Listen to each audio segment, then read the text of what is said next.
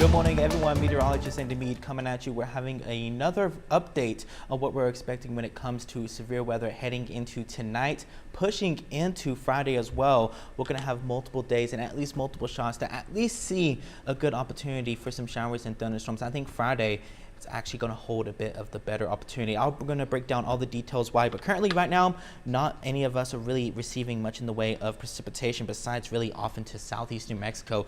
A little bit of some kind of lingering showers, more so something I would say we call virga, a bit more of a kind of drier air mass over there right now. And most of the showers, or at least for us today, are going to be just kind of beginning to pop into the region as we head a little bit more into the evening hours. But right now, I think for the morning hours, heading into the afternoon, into like that early evening, like around 4 to 5 p.m., a lot of us should be dry. But otherwise, the main reason we are getting even some of these showers and thunderstorms is because of this little system that is currently off into the west. It's going to get into near the Four Corners as we head about into the next several hours, and it will be able to gradually be able to provide at least a source of lift for some of the showers and thunderstorms we are expecting to see. But right now, I think the main issue for a lot of us is really going to be the moisture. I think the moisture is a little bit better north of us as we go in throughout much of the day. If we want to even just take a quick look at what some of that moisture is, I'll show that in just a bit. But as the system is going to be swinging into near our neighborhood, the best, at least, source of severe weather is going to kind of remain north of us today,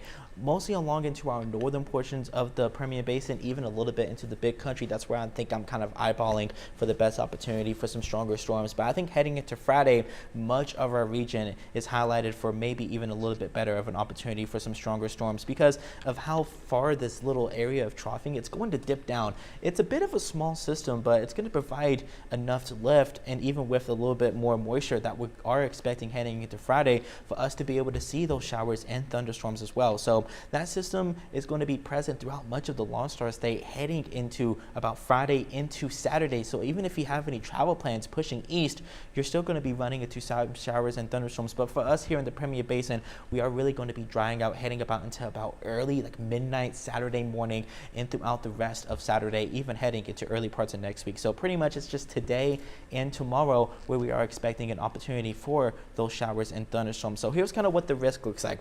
A lot of us are into that green color, that level 1 out of 5 marginal risk. It's more so for an opportunity for an isolated severe storm could be possible. Into the yellow, that's more of kind of a widely scattered to maybe a scattered severe storm chance. So let's break down what we're looking at here. So heading into the later portions of the evening, we're going to have an opportunity into the green color to see a little bit more of those isolated storms, some gusty winds alongside some frequent lightning, and maybe some small hail up until the kind of that quarter size. I'm more so keeping an eye into the areas in yellow. That's where I think that better opportunity is going to be for mainly more of a widely scattered storm, at least with some of them have a better opportunity to be severe because of just that better lift that little system is going to be able to give us. Alongside, this is a unlikely chance and it's very low, but it's something we have to mention.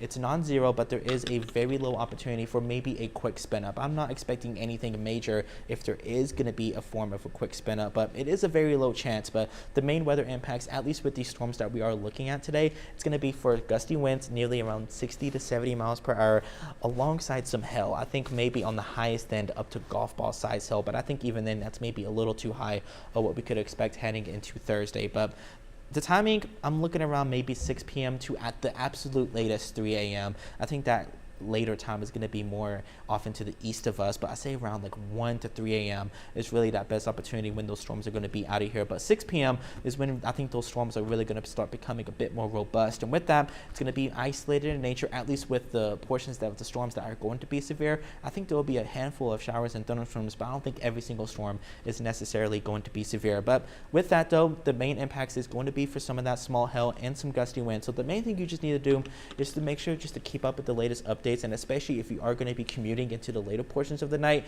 really north of I-20, just be mindful and just make sure you just take those extra precautions and just drive slow on the roads, especially because there will be some slick spots. So here's kind of what I'm tracking. Around 4 p.m., we'll start to see a little bit of some isolated showers into near areas of southeast New Mexico. They will gradually begin to move west to east along into the northern portions of the basin. Again, the coverage isn't going to be anything quite exciting, but I think a lot of us are especially going to stay dry as we go throughout much of tonight. But some of the storms, especially north of I-20, could pack a punch for them to be a little bit on that severe end. We can see pretty much just kind of parallel north of the I-20 corridor, but I do anticipate often to near the areas of the higher terrain, talking like Fort Davis, Alpine, Marfa, we will be able to see a little bit of some isolated showers, but I think the severe threat is going to be low heading into tonight. But the coverage we can see it's going to be a bit limited, but again, these storms could definitely pack a punch. These storms will be able to move west to east, pushing into more areas of the big country as we head about around 2 a.m. And I think really at that point, those storms will be able to kind of wind down and really not going to be anything too much on the severe side. So it's really between about 6 p.m. to about 12 a.m. for that severe portions, but with just some showers around 2 to 3 a.m. But we'll have those showers will begin to push off more into the east. We may have an isolated shower, not really even concerned with the storm as we head into Friday morning. I think we'll hang on to a fair bit of clouds, and it is going to be a rather warm start to the morning, and we're going to hang on to more of those humid conditions because heading into Friday, we're kind of keeping a bit more closer attention to it. Let me show you. We have a kind of a wider swath area of a level 2 out of 5 slight risk of severe weather.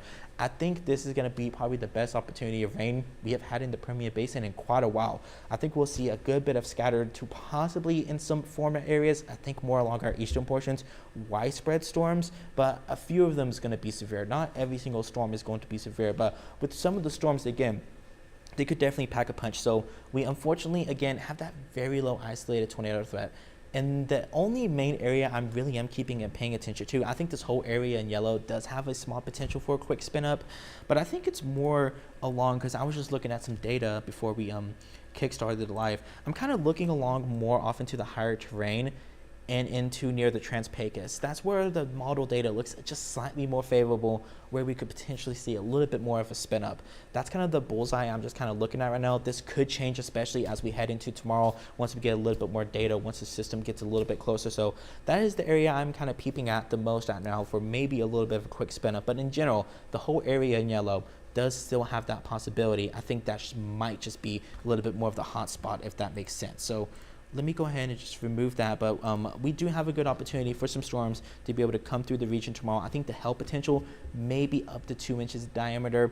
I think, again, a lot of us may stick around more of those quarters. I really think the main threat is really going to be for some gusty winds, nearly up 60 to 70 miles an hour. So the main weather impacts that we are going to be looking at, it will be a bit of an earlier initiation. I think we'll start to see some storms kind of form around that 2 p.m. mark, coming in from the west, gradually pushing it off into the east, really be able to robust in convection as we head around into 4 to 5 p.m., which is going to be right into the peak hour of traffic. So I do think there could be some issues with your commute tomorrow morning, and I think the storms will be out of here by around that midnight hour into 2 a.m. So scattered to widespread showers and storms. A few of them could be severe, winds up to 60 miles per hour, hail between 1 to 2 inches, and unfortunately, we do have a little bit in the way of the isolated tornado threat. So again, the best thing you can do is to be able to stay weather aware and have a backup plan, especially if we do end up unfortunately seeing maybe a little bit of a quick spin up. Make sure to talk with your family on those details and what you need to do for that plan.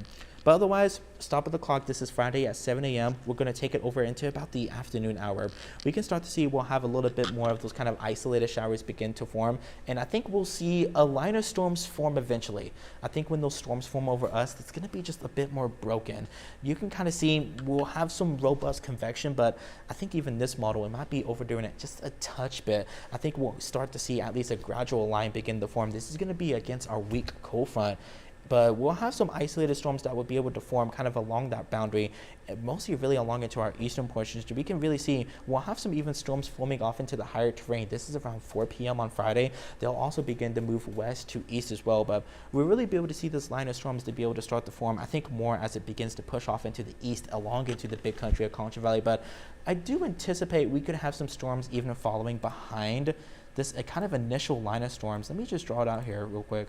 I think we'll have some more storms that could be following behind the line of storms, but I think for the most part, really once those storms really pass, I think a lot of us are initially going to be done, at least when it comes to storms. So it's really going to be between around that 2 to 6 p.m. hour, where I think mostly along into near the Midland and Odessa region, maybe even towards Big Spring, where that best opportunity of some showers or storms are going to be. But I think anytime after that, I think the storms will be able to gradually move off a little bit more eastward. But of course, some timing could change. Really, we're just going to range between around 2 to 8 p.m. I think more just in general, but I think the most realistic maybe around 2 to 6 p.m. But we'll see see those storms begin to push off more into the east. This is around Friday, 6 p.m. And really, after those storms will move out, it's really going to blow up in convection, especially along I-35. If you are traveling, especially into the overnight, going into near areas of Austin, San Antonio, Waco, Killeen, Dallas, you will have issues in your commute. There will be a handful of some showers and thunderstorms. This is what it could look like maybe around that 10 p.m. mark, as these storms will be able to gradually shift off more into the east and hopefully provide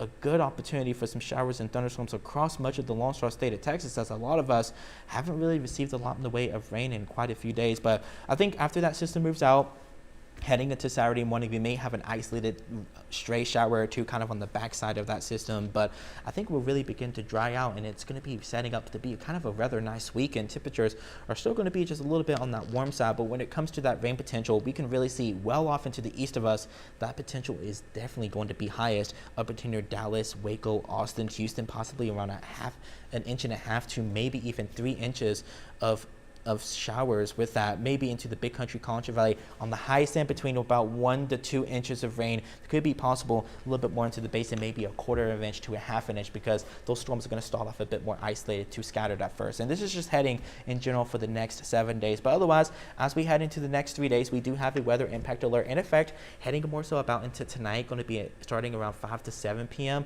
going into a little bit of the overnight hours, and really heading into Friday is going to be the day we're all really going to have to watch, where we'll be able to have some showers and thunderstorms, especially with the football games that are going to be out there. I think some lightning delays could definitely be an issue, especially along into our eastern counties. So talking areas like Big Lake, Big Spring, Snyder, definitely as those storms would be moving in, that could cause some lightning delays in order for those games to start. But I think for the basin, depending on the initiation and the timing of the storms, I think some of us should be good, at least with the football games. But again, that timing is going to be crucial, and depending how far those storms away, and with lightning, it doesn't really take a lot for a game to get delayed. But otherwise, heading into the day, a lot of us are going to be dry until we head into those evening hours. A lot of us into those middle to upper 80s, even a little bit of some lower 90s up into near areas of Fort Stockton and Presidio. As we head into the next 7, we're going to have those rain chances heading about into later tonight, where we have that weather impact alert in effect. Pushing into Friday, a lot of us are going to begin to dry out as we head about into kind of that midnight hour Saturday morning. But heading into the next 7, though, we look to be rather nice heading into Saturday, Sunday. We're going to warm up a little bit ahead of our next frontal system,